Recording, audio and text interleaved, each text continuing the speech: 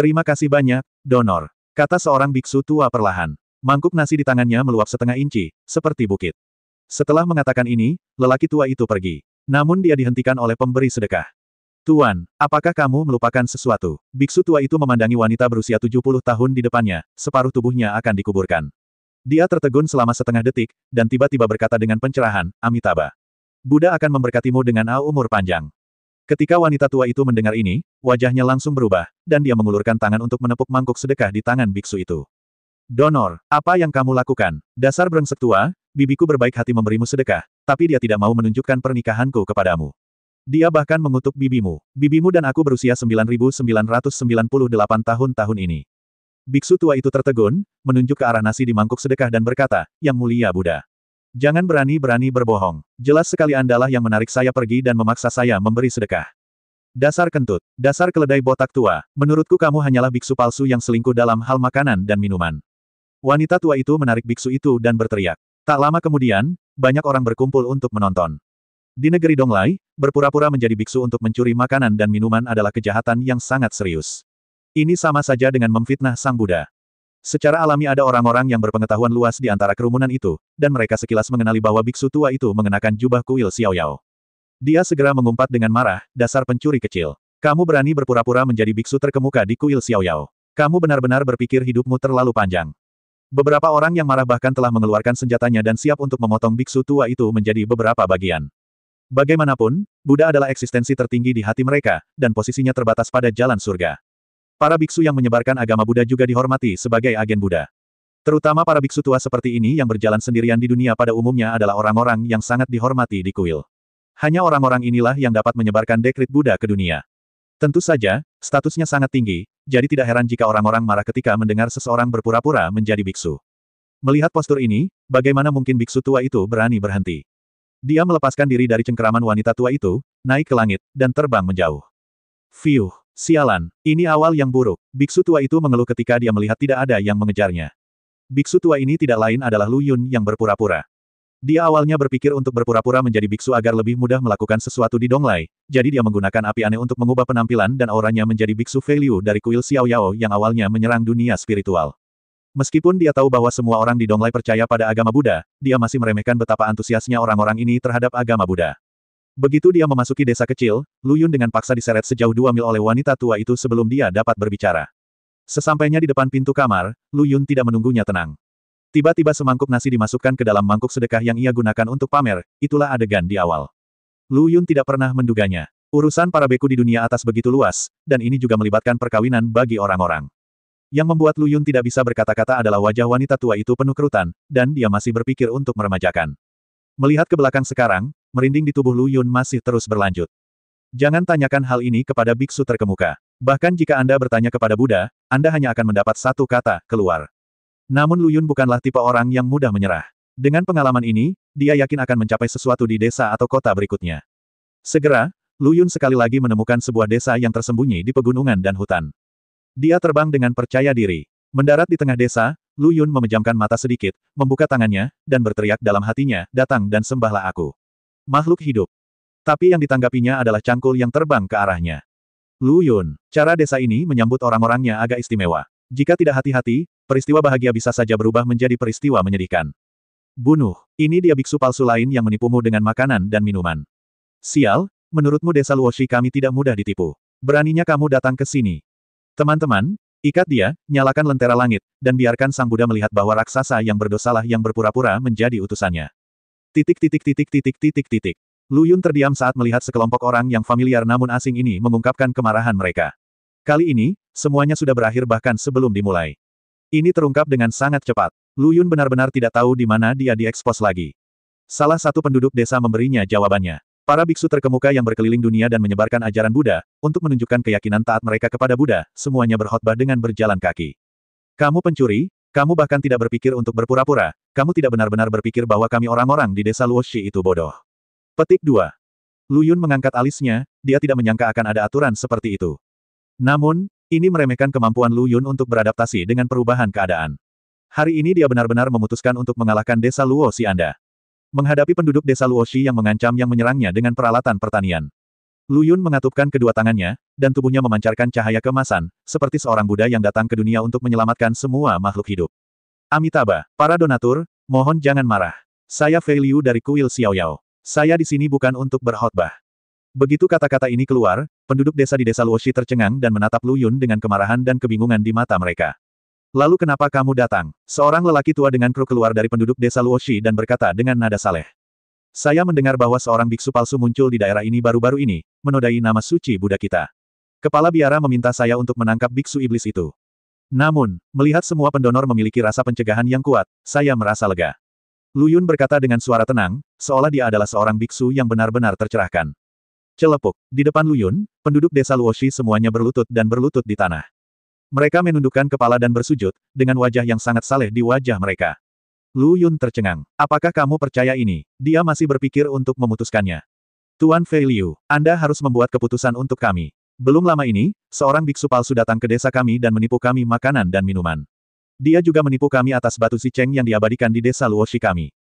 Ah, memang ada biksu palsu. Tidak, lalu bagaimana kamu bisa mengetahui bahwa dia adalah biksu palsu? Lu Yun benar-benar tidak menyangka kata-kata santainya akan menjadi kenyataan. Tapi ini juga bisa menjelaskan mengapa penduduk desa Luoshi memelototinya ketika mereka melihatnya. Batu Zicheng yang ditipu oleh biksu palsu itu segera meninggalkan desa. Tidak lama kemudian, penduduk desa yang pergi berburu menemukan batu Zicheng yang telah berubah menjadi batu dari luar. Bentuk dan ukurannya persis sama. Namun kekuatan berkah menyala sudah tidak ada lagi, menjadi batu biasa yang tidak dapat dilihat lagi.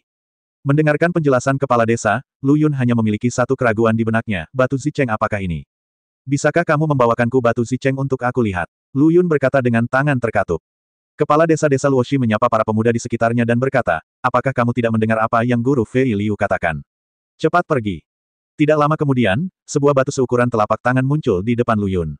Dia mengambilnya dari tangan pemuda itu dan melihatnya dari kiri ke kanan. Bukankah itu hanya batu biasa? Lu Yun masih bertanya-tanya dalam hatinya, mungkinkah penduduk desa Luoshi sedang mengujinya? Tuan Fei Liu, Anda harus menyelamatkan desa Luoshi kami. Keyakinan kami dalam melantunkan sutra dan menyembah Buddha setiap hari telah hilang. Melihat festival 10 tahun kuil Gutuo akan segera dimulai, bagaimana kami bisa berdoa kepada kepala biara Guci menjelaskan. Kepala desa Luoshi menundukkan kepalanya dan memohon. Zicheng Si belum menemukan jawabannya. Kini hadir kekuatan iman yang lain, dan apalagi festival Lao Shizi. Lu Yun langsung tertipu. Mengapa negeri Donglai ini begitu berkelok-kelok? Amitabha, budaku penyayang, aku pasti akan memaafkanmu. Lu Yun berkata salah. Alasan utamanya adalah dia tidak tahu harus berkata apa dalam situasi ini. Lagi pula, saya tidak punya pengalaman di bidang ini. Lu Yun tidak lagi berharap mendapatkan informasi berguna di sini. Sekarang dia hanya punya satu pikiran, cepat lari. Tuan Fei Liu, Anda sangat dihormati. Mohon perantaraan dengan kepala biara kuil Guci dan maafkan kami selama 3 tahun. Kami akan melafalkan sutra dan memuja Buddha siang dan malam untuk memulihkan kekuatan keyakinan. Saya juga meminta kepala biara untuk berbelas kasih dan jangan menyerah pada kami. Sungguh sebuah desa. Lu Yun mengembalikan batu Zicheng kepada pemuda itu dan berkata, saya akan melakukan yang terbaik. Mengatakan itu, dia hendak pergi. Saat ini, beberapa sinar cahaya dan bayangan terbang turun dari langit. Saya berani bertanya dari kuil mana biksu itu berasal. Mengapa dia datang ke wilayah kuil Guci dan tidak pergi ke kuil terlebih dahulu untuk memuja Buddha saya? 4 atau 5 biksu yang mengenakan jubah biksu abu-abu muncul di depan Lu Yun. Biksu terkemuka berdiri dengan satu tangan di dada dan berbicara dengan keras. Di belakangnya ada seorang biksu yang sedang menggendong orang yang tidak sadarkan diri di tangannya. Dia tampak seperti berpakaian seperti penduduk desa. Lu Yun mengangkat alisnya, apakah masih ada aturan seperti itu? Saya tidak bisa datang. Yang paling penting adalah saya tidak tahu di mana kuil Guci berada, jika tidak, Lu Yun pasti akan menyingsingkan lengan bajunya dan pergi ke sana. Penduduk desa Luoshi dengan cepat menundukkan kepala dan berteriak, selamat datang di Guru Nirwana di kuil Guci. Apa-apaan? Nirwana, makhluk jahat. Lu Yun memandang orang yang berbicara dan berpikir, kamu cukup terpelajar untuk seseorang dengan nama itu. Jika saya punya waktu, saya bisa memperkenalkan Anda dan memberi tahu Anda. Kalian sekelompok pendosa, aku, Sang Buddha, akan melindungimu dan menjagamu tetap aman, tetapi kalian tidak ingin membuat kemajuan. Kalian begitu bodoh hingga mempercayai fitnah orang lain dan menyerahkan batu Zicheng kepada biksu iblis. Sungguh memalukan bagi saya, Sang Buddha, untuk bersikap tulus. Kata-kata yang dipimpin oleh Nirwana bercampur dengan suara Sansekerta yang bergulir bergema di desa Luoshi dan tidak bisa mereda untuk waktu yang lama. Biksu di belakangnya bahkan melemparkan penduduk desa ke tangannya langsung ke penduduk desa-desa Luoshi. Dikatakan melempar, tapi lebih tepatnya, lebih seperti menghancurkan. Kekuatan yang terkandung di dalamnya membuat orang yang tidak sadarkan diri atau orang yang terkena pukulan tidak mungkin bisa bertahan hidup. Namun yang membingungkan Lu Yun adalah penduduk desa di desa Luoshi seperti terkena peluru, mereka tidak mau menyia-nyiakan usahanya untuk menyelamatkan orang, mereka bahkan tidak mengelak atau bahkan menggunakan perisai energi spiritual untuk membela diri. Sebaliknya, dia terus bersujud dan mengakui dosa-dosanya, meminta pengampunan dari Sang Buddha. Lu Yun tidak ingin ikut campur dalam urusan orang lain, tapi dia tidak ingin melihat orang-orang tak bersalah ini mati sia-sia. Meski bukan orang yang berempati, ia tidak menganggap dirinya adalah orang yang membunuh orang tak bersalah tanpa pandang bulu. Tuan Nizang memandang Lu Yun yang mengambil alih pria tak sadarkan diri itu, dan meraung, jangan berpikir bahwa hanya karena kamu adalah biksu dari kuil Xiaoyao, kamu dapat melakukan apapun yang kamu inginkan. Ini adalah wilayah kuil Guci kami. Lagi pula, ketika kamu datang ke kuil Guci kami dan tidak pergi ke kuil untuk memuja Budaku dulu, kamu telah melanggar tabu besar. Aku belum menyelesaikan akun ini denganmu. Amitabha, Buddha saya penuh belas kasih. Lu Yun disela di tengah kalimat. Orang yang menyelanya bukanlah Nizang dan yang lainnya, tapi kepala desa Luoshi, yang tidak pernah terpikirkan oleh Lu Yun. Tuan Fei Liu, sebagai seorang biksu, beraninya Anda menghalangi hukuman yang dijatuhkan oleh Buddha. Anda tidak menyelamatkan kami, tetapi merugikan kami. Penduduk desa Luoshi juga mulai mencela Lu Yunlai. Kamu menodai ketulusan mereka untuk menebus dosa mereka kepada Sang Buddha. Saya pikir Anda hanyalah seorang biksu penipu dan palsu. Jika tidak, mengapa Anda tidak pergi menemui Buddha? Titik. Lu Yun memandangi penduduk desa yang baru saja menghormatinya dengan baik, tetapi sekarang mereka berbicara kasar kepadanya. Cocok sekali dengan nama desa mereka. Desa Roche, Desa Batu Runtuh. Memang ada cara untuk menambah penghinaan pada luka. Saya, Lu Yun, telah memetik pelajarannya. Pada saat ini, sebuah suara datang dari telinga Lu Yun. Suara ini jelas ditransmisikan dengan kesadaran spiritual, dan hanya dia yang dapat mendengarnya. Saudaraku, apakah kamu melihat dengan jelas ketidaktahuan orang-orang tak tersentuh ini? Keberadaan mereka hanyalah mainan untuk menyenangkan kita. Lu Yun melirik guru Nizang yang tegas dan tampak serius. Dialah yang baru saja menyampaikan pesan kepadanya. Memang benar orang tidak bisa dinilai dari penampilannya. Dia terlihat megah di permukaan, tapi diam-diam kotor. Dan orang seperti ini juga yang paling menakutkan. Tapi Lu Yun tidak mengerti kenapa dia tiba-tiba bersikap begitu sopan padanya. Melihat Lu Yun masih berdiri di sana, Tuan Nizang berbicara lagi, mengapa kamu begitu keras kepala? Setelah masalah ini selesai, bolehkah saya mentraktirmu minuman sebagai permintaan maaf? Brengsek, bisakah seorang biksu tetap minum alkohol? Ini adalah reaksi pertama Lu Yun saat mendengar ini. Alasan mengapa sikap Nizang terhadap Lu Yun begitu terbalik terutama karena aura mengerikan yang terpancar dari Luo Yun saat Luo Sichun mengutuknya barusan. Meski hanya sesaat, tapi dia masih ditangkap olehnya, dan dia bahkan lebih terkejut lagi. Dia tidak pernah menyangka bahwa Lu Yun ternyata adalah penguasa kesempurnaan agung di alam surgawi. Itu sebabnya sikapnya berubah. Kalau tidak, bagaimana Nizang bisa memuntahkan bebek di mulutnya, dan Lu Yun harus kehilangan seluruh kulitnya. Lu Yun muak dengan kelakuan desa Luoshi, jadi dia terbang begitu saja. Namun dia tidak terbang jauh karena dia ingin melihat jenis anggur apa yang akan disuguhi oleh Nirwana. Manfaatkan juga kesempatan ini untuk mempelajari adat istiadat dan adat istiadat negeri Donglai ini. Untuk menipu dan menculik dengan lebih baik di masa depan, berkeliling dunia. Pada saat ini, di pegunungan dalam dan hutan tua tempat Lu Yun pertama kali memasuki dunia gunung api, 7 arhat emas telanjang yang memegang tongkat cincin muncul. Nafasnya hilang di sini, kata pemimpinnya, arhat emas. Sepertinya meskipun tingkat kultivasi orang ini tidak tinggi, dia sangat pandai bersembunyi. Salah satu arhat berbicara, jangan takut, kepala biara memberiku prasasti Buddha sebelum pergi. Cari saja orang yang tidak memiliki Buddha di hatinya. Saat dia berbicara, pemimpin itu mengeluarkan untaian manik-manik Buddha yang tampak biasa dari cincin penyimpanannya. Perjalanan ini juga merupakan saat yang tepat untuk membersihkan orang-orang percaya yang tidak setia. Konsolidasikan status kuil kita. Mendengarkan teriakan di kejauhan, Lu Yun perlahan menutup matanya. Anda tidak perlu memikirkannya untuk mengetahui bahwa ini adalah Nirwana dan orang lain yang secara sembrono membantai penduduk desa Luoshi atas nama Buddha. Dan penduduk desa yang cukup beruntung untuk melarikan diri mau tidak mau merasa marah, dan berterima kasih kepada Nizang dan yang lainnya. Lu Yun baru saja memikirkannya. Lalu aku mendengar suara hembusan udara di belakangku. Anda tidak perlu memikirkannya untuk mengetahui bahwa mereka adalah orang-orang Nirwana. Lu Yun juga perlahan membuka matanya. Melihat pakaian longgar di Nizang dan yang lainnya serta bekas cakar di dada mereka, dia merasakan perutnya mual. Ini bukan seorang biksu. Mereka jelas sekelompok serigala berbulu domba. Tampaknya negeri Donglai ini tidak senyaman kelihatannya, dan bahan-bahannya pun lebih rumit. Saudara kuil Xiaoyao, aku belum tahu harus memanggilnya apa. Apa posisinya di kuil? Fei Liu, hanya seorang biksu tak dikenal, kata Lu Yun. Tetapi bahkan setelah mendengar Lu Yun berkata bahwa dia bodoh dan tidak punya hak, senyuman di wajah Nizang tidak berkurang sama sekali, karena dia sama sekali tidak mempercayai apa yang dikatakan Lu Yun. Bahkan tidak ada posisi di kuil Dzogchen di alam abadi surgawi. Benar-benar pembohong. Meskipun kekuatan kuil Xiaoyao jelas bukan sesuatu yang dapat dilihat oleh kuil Tuo kuno mereka, hal itu tidak berlebihan. Bahkan jika Anda tidak bisa menjadi tuan rumah dengan kekuatan alam abadi surgawi seperti dia, setidaknya Anda tetap harus menjadi penguasa kuil. Faktanya, Lu Yun sama sekali tidak tahu apa posisi Fei Liu di kuil Xiao Yao, jadi dia mengatakan ini, bagaimanapun juga, mengatakan apapun adalah salah, jadi lebih baik tidak mengatakan apapun. Melihat wajahmu, kamu lebih tua dariku. Aku akan memanggilmu kakak senior Fei Liu. Bagaimana dengan itu? Kata Nizang. Lu Yun mengangguk. Amitabha, Nirwana memimpinnya. Nizang tertawa, meletakkan tangannya pada Lu Yun, dan berkata, oke. Kakak senior Fei Liu, apakah ada orang lain di sini? Tidak perlu membicarakan tentang Amitabha. Kepalaku sakit karena aku telah membicarakan tentang Amitabha sepanjang hari. Petik 2.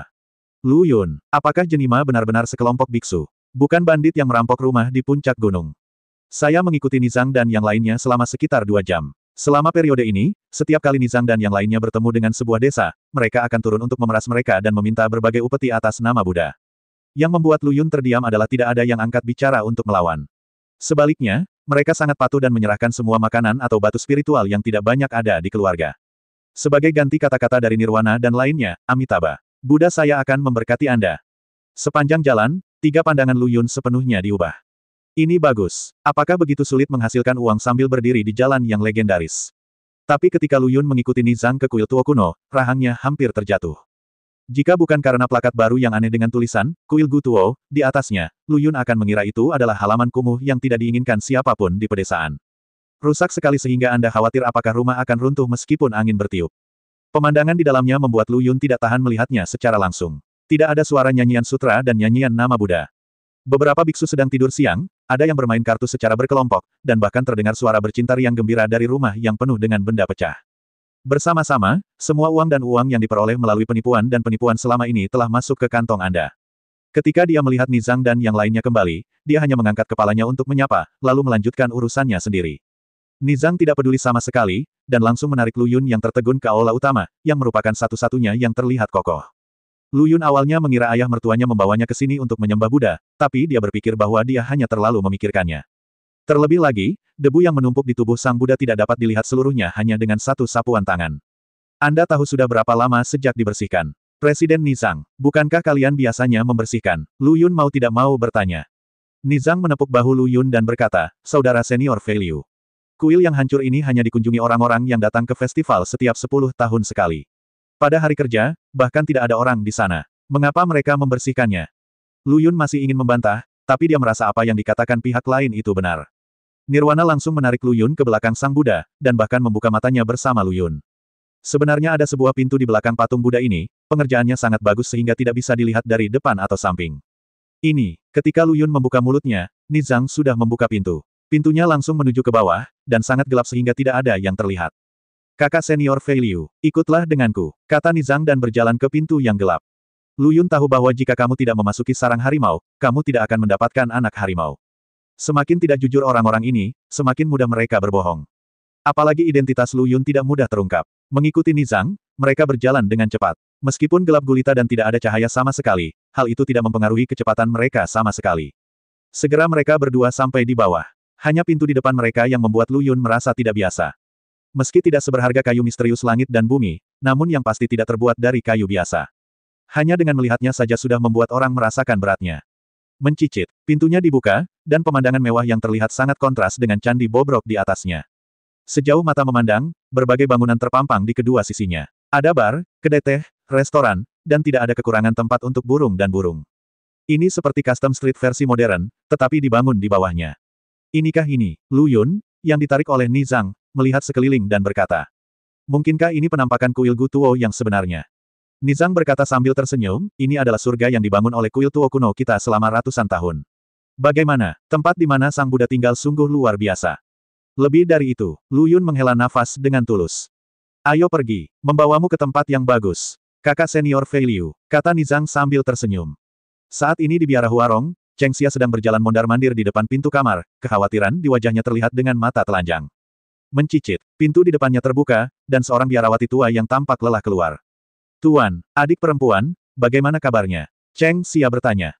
Situasinya sangat tidak memuaskan. Sepertinya kita tidak bisa menyembunyikannya lagi. Sialan, itu semua karena pencuri itu. Cheng Xia meledak dengan energi yang dahsyat. Wajah biarawati tua itu juga penuh amarah, dan dia berkata, pencuri itu sepertinya datang lagi. Jika tidak, segel di tubuh adik perempuanmu akan bertahan setidaknya 30 hingga 50 tahun. Apa yang harus kita lakukan sekarang? Guru, sekarang satu-satunya pilihan adalah meminta kuil Mingqing mengambil tindakan. Apa, bukankah itu berarti kamu ingin melepaskan kesempatan yang kamu miliki? Cheng Xia mengerutkan kening dan berkata, kalau begitu, perencanaan kita selama bertahun-tahun menjadi sia-sia belum lama ini. Kalau begitu kita tidak bisa melihat gadis itu King Lian. Di tengah kata-katanya, mata biarawati tua itu tiba-tiba melebar dan dia menatap Cheng Xia di depannya dengan tidak percaya. Anda, maaf, Tuan, wajah Cheng Xia penuh kekejaman. Apakah ini tempat bagus yang kamu katakan? Lu Yun memandangi ruangan yang dipenuhi dengan apa yang disebut batu Zicheng.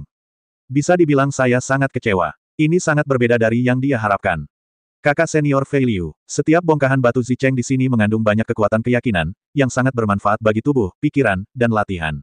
Aku mengerti ini, tapi kenapa kamu menyeret celanaku ke bawah? Bisakah kamu menjelaskannya kepadaku? Nirwana yang memimpinnya. Nizang tertawa dan berkata, kakak senior Fei Liu hanyalah seorang amatir. Meskipun penggunaan umum batu Zicheng dapat langsung diserap seperti batu spiritual, efeknya sangat buruk. Namun dengan bentuknya yang seperti sauna ini, efeknya tidak hanya bisa berlipat ganda, tapi juga bisa membuat orang begitu bahagia hingga tidak akan pernah lupa untuk kembali lagi. Petik 2. Kalau begitu buka celanamu sendiri. Kenapa kamu melepas celanaku? Bukannya aku sendiri tidak punya tangan. Apa yang dipikirkan Lu Yun sekarang? Mengapa dia merasa cara Nirwana memandangnya salah?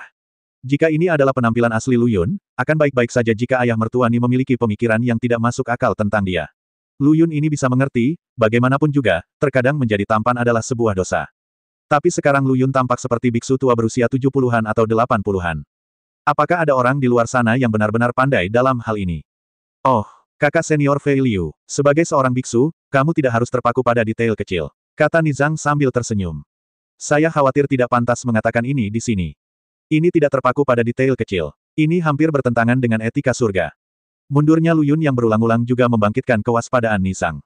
Bukankah kamu dari kuil Xiaoyao? Lu Yun. Ini tidak ada hubungannya dengan asalku. Mungkinkah semua biksu di kuil Xiaoyao adalah gay? Lu Yun. Belum tentu. Lagi pula, dia tidak tahu seperti apa kuil Xiaoyao. Tapi aku tidak akan seberuntung itu. Berpura-pura menjadi pria gay keluar dari pintu. Melihat Nizang dengan ekspresi ragu di wajahnya, Lu Yun merasa seperti sedang terjadi perang antara surga dan manusia saat ini. Jika Anda terus berpura-pura, Anda mungkin bisa mendapatkan beberapa informasi berguna, tetapi Anda tidak dijamin pada akhirnya. Jika Anda menunjukkan kartu Anda akan terluka parah jika ingin keluar dari kuil Gutuo tanpa mati. Hal ini membuat Lu Yun sangat kesakitan, tapi melihat Nirwana yang ingin melangkah maju lagi, Lu Yun segera menghentikannya dan berkata, ada metode di kuil Xiaoyao yang dapat memaksimalkan efektivitas batu Zicheng. Tentu saja, pada saat yang sama, itu akan membawa kesenangan yang tak tertandingi. Ketika Nizang mendengar ini, sudut mulutnya tanpa sadar terangkat. Kakak senior Fei Liu, yang berasal dari kuil besarmu hanya berbeda. Mereka masih lebih baik dalam bermain daripada yang berasal dari kuil kecil dan rusak seperti kami. Sang Buddha berkata, bertemu satu sama lain adalah takdir. Karena kita bisa bertemu guru nirwana di dunia yang besar ini, itu berarti kita ditakdirkan. Sang Buddha juga berkata, kebahagiaannya sendiri tidak sebaik kebahagiaan semua orang. Lu Yun berkata dengan tangan terlipat di depan dadanya. Perasaan yang luar biasa. Nizang menggosok tangannya, terlihat tidak sabar. Kalau begitu tolong, Tuan Nizang, lakukan apa yang saya katakan. Letakkan tangan Anda di dada, tutup mata Anda, dan rilekskan pikiran Anda. Lu Yun berbicara dengan sangat lambat, hampir berhenti selama 1 atau 2 detik di antara setiap kalimat. Dan jiwanya yang kuat juga diam-diam menyelimuti Nirwana. Tangan yang terkepal menyelesaikan segelnya hampir seketika. Nizang merasakan kepalanya kosong. Saat dia membuka matanya lagi, dia sudah muncul di dunia Flame Mountain. Dan Lu Yun berdiri di depannya. Apa? Apa yang terjadi? Nizang melihat sekeliling dan bertanya, kakak senior Fei Liu. Apakah ini efek dari metode yang kamu sebutkan? Dia membalasnya dengan pukulan keras dari Lu Yun. Fei Liu, pamanmu, beraninya kamu melakukan ini padaku. Tahukah kamu wilayah siapa ini? Teriak Nizang sambil memegangi perutnya. Oh, aku sangat ingin mendengar, wilayah siapa ini? Di dunia Flame Mountain ini, tidak ada yang perlu ditakutkan dengan transportasi darat. Ini Gutuo. Nizang tiba-tiba berhenti di tengah kalimat, dan keringat dingin mengucur di sekujur tubuhnya. Katakan, kenapa kamu tidak terus berbicara? Sudut mulut Lu Yun sedikit terangkat. Kini dia hanya butuh satu pemikiran untuk menyelamatkan nyawa ayahnya. Ini, dunianya. Tidak mungkin. Sama sekali tidak mungkin. Wajah Nizang dipenuhi rasa tidak percaya. Bagaimana kamu bisa memiliki domain di alam surgawi? Tidak mungkin, ini pasti tipuanmu, aku tidak akan tertipu. Aku adalah kepala biara kuil Gutuo. Namun detik berikutnya, nyala api melonjak di depan Nizang, dan suhu yang terik langsung membakar jari-jari kakinya hingga menjadi kaki babi yang direbus. Jeritan seperti babi yang disembelih keluar dari mulut Nizang. Sekarang jujurlah. Selanjutnya, saya akan menanyakan jawaban. Jika saya mengetahui bahwa Anda berbohong kepada saya, konsekuensinya akan sangat serius. Setelah mengatakan ini, Lu Yun bertepuk tangan, dan ketiga bersaudara dari kota kiamat membuat debut mereka. Ye Wudi dan yang lainnya telah berada di dunia gunung api sepanjang hari, dan kulit mereka telah terbakar hitam dan berkilau. Apalagi di dunia Flame Mountain, tidak ada intrik dan intrik dari dunia luar, dan seseorang hanya bisa fokus pada budidaya. Bahkan Bao Fang, yang saat itu kembung, kini penuh dengan urat. Ketiga bersaudara dari kota kiamat mengingat apa yang dikatakan Lu Yun kepada mereka dan tidak mengucapkan sepatah kata pun dimanapun mereka berhenti. Lu Yun awalnya ingin menggunakan ini untuk mengintimidasi Nizang, tapi dia masih meremehkan betapa bajingannya Nizang. Saya melihat bahwa cara dia memandang mereka bertiga tidak hanya tidak malu-malu sama sekali, tetapi juga menunjukkan sedikit gairah. Mendesis, Lu Yun menghirup udara dingin. Orang ini memang saudara tiri Deng Tusi. Patah, pilar api lainnya naik ke langit, kali ini langsung menelan nirwana. Jeritan bergema di seluruh dunia Flame Mountain lagi, dan semburan aroma daging datang dari tiang api. Ketika tiang api mereda, nirwana setidaknya tergolong langka. Dan Lu Yun terlalu malas untuk berbicara omong kosong dengan orang-orang seperti itu dan langsung ke pokok permasalahan. Pembaptisan api berturut-turut sepenuhnya meyakinkan nirwana. Mengenai semua pertanyaan yang diajukan Lu Yun, dia mengetahui semua yang dia ketahui dan menjelaskan semuanya. Saat ini di biara Huarong, wajah Cheng Xia penuh amarah, dan dia melihat King Lian, yang seharusnya terbaring di ranjang rumah sakit di depannya, telah menghilang. Di samping ambang pintu, tubuh biarawati tua itu tergeletak dengan tenang di tanah, masih hangat. King Lian pasti melihat adegan pembunuhan tuannya melalui bayangan jendela, jadi dia lari ketakutan. King Lian, kamu tidak bisa lepas dari wusisanku. Cheng Xia melompat keluar dari kuil Huarong. King Lian, kamu adalah kunci promosiku menjadi Daluo Jinxian, dan itulah tujuanku bersembunyi di kuil Huarong selama beberapa dekade. Bagaimana aku bisa membiarkanmu melarikan diri? Sebuah botol giok kecil muncul di tangan Cheng Xia, dan seekor serangga kecil berpendar tergeletak di dalamnya. Melihat serangga di dalam botol menoleh ke satu arah, Cheng Xia segera mengejarnya, King Lian ada di arah ini. Melalui nirwana, Lu Yun akhirnya mendapatkan pemahaman awal tentang Tanah Donglai. Meskipun daratan Donglai merupakan benua yang terhubung seperti benua lainnya, namun secara kasat mata terbagi menjadi 3 bagian. Di utara, ada banyak kuil dan ribuan Buddha datang. Di selatan, ada biarawati dan bodhisattva yang menunjukkan belas kasihan. Dan bagian tengah Tanah Donglai ini bisa dikatakan sebagai daerah yang tidak ada apa-apanya. Jika ibumu tidak mencintaimu, pamanmu tidak akan mencintaimu. Ini juga memberi orang-orang seperti Nizang kesempatan untuk menghasilkan uang. Menurut Nirvana sendiri, Ban Yifomen pernah menjadi seorang gangster yang menindas pasar, seorang bandit yang membunuh orang dan mencuri barang, dan dia juga belajar cara mencegat orang.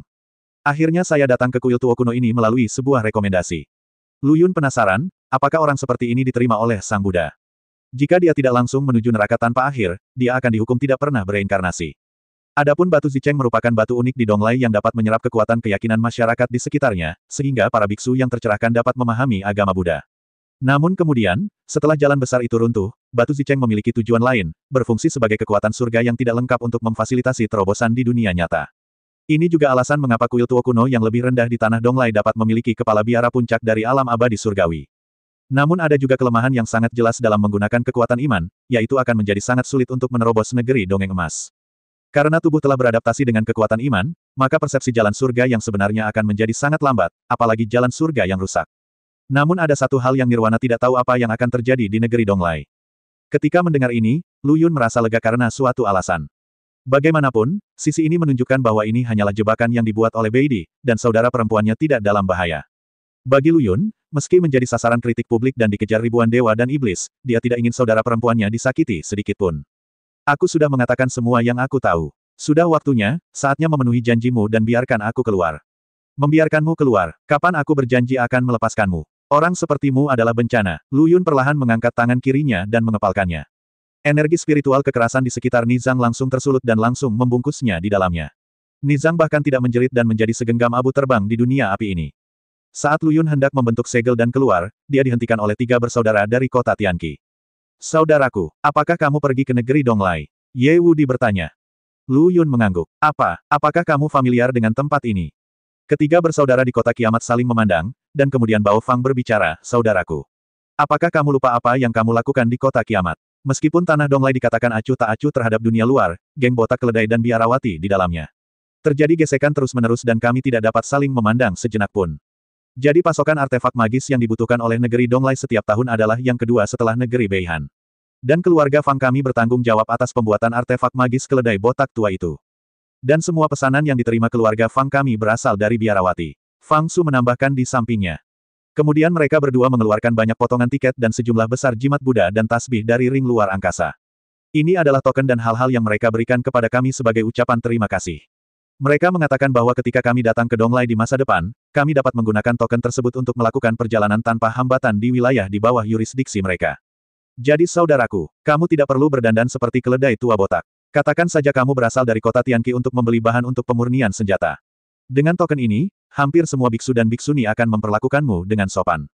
Kata Ye Wudi, sialan, kenapa kamu tidak memberitahuku sebelumnya? Lu Yun mengingat semua yang dia temui hari ini. Dia diseret oleh seorang wanita berusia 80 tahun untuk melihat apakah dia bisa menikah, dia dikutuk oleh penduduk desa yang bodoh, dan dia hampir mengalami pelecehan seksual di tempat kerja.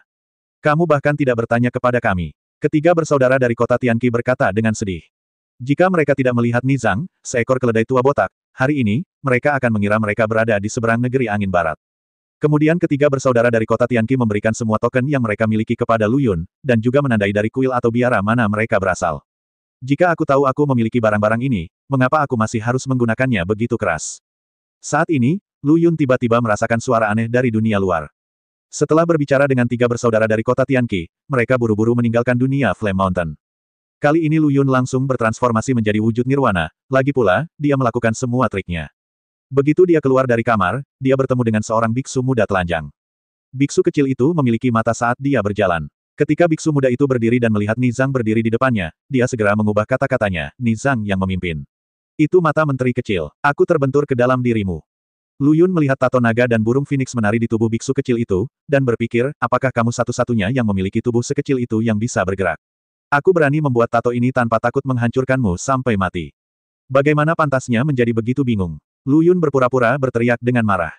Tidak, Tuan Nirwana, seseorang sedang mencari masalah di luar. Apakah kamu tidak mendengar bel peringatan? Saya sangat ingin membantu. Apakah itu mengganggu perbuatan baikmu? Saya baru saja melihat kamu memimpin seorang biksu tua masuk bersamamu ya, itu yang favoritmu.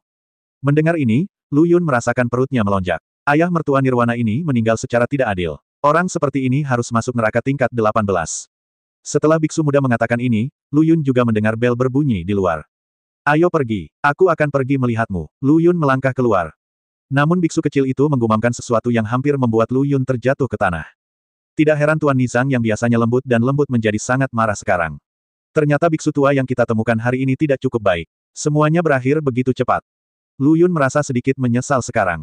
Terlalu mudah baginya untuk membunuh Nizang begitu saja. Begitu Lu Yun berjalan ke jalan adat, angin kencang menerpa wajahnya.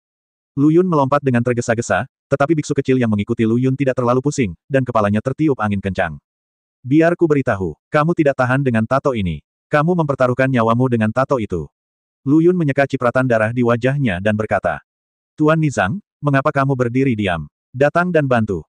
Sebuah suara mencapai telinga Lu Yun. Lu Yun mendongak dan melihat seekor keledai botak tua berusia awal 50-an.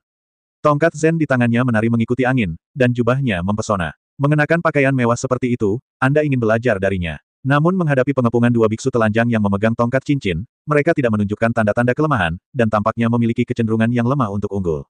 Presiden Nizang, apa yang kamu lakukan sambil berdiri diam? Datang dan bantu. Oh, kami datang.